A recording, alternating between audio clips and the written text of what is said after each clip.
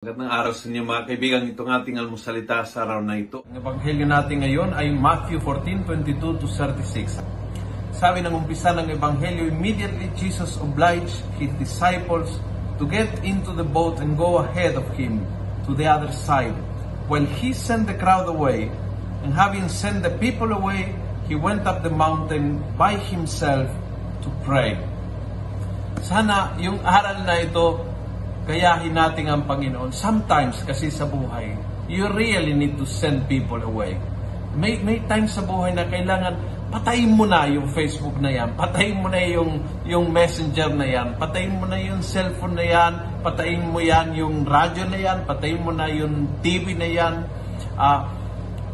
Stop for a while.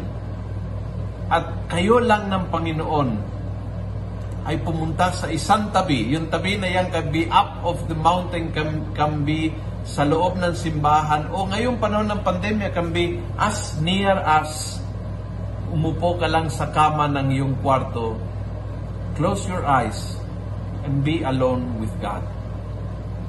Kailangan ni Jesus, bagamat siya ay Diyos, kailangan niya yung me time kasama ang kanyang Aba, ang kanyang Daddy, ang kanyang Amang Diyos.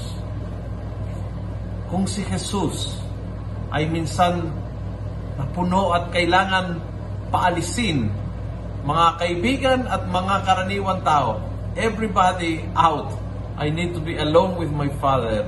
Kung siya na ay Diyos, ay kailangan ng me time para sa Panginoon, tayo pa kaya? So do you have every day a time where you send people away at ikaw lang ang Panginoon? Spend few moments, 10, 15, 20 minutes alone in prayer. Walang cellphone, walang tablet, walang radyo, walang TV, walang kasama, walang kausap. Out ang lahat. At ikaw lang at ang Panginoon. This is treasure. Kung mayroon kang nito, mayroon kang kapayapaan. Kung nagustuhan mo ang video ito, pass it on. Punuin natin ng good news ang social media. Gawin natin viral araw-araw ang salita ng Diyos. God bless.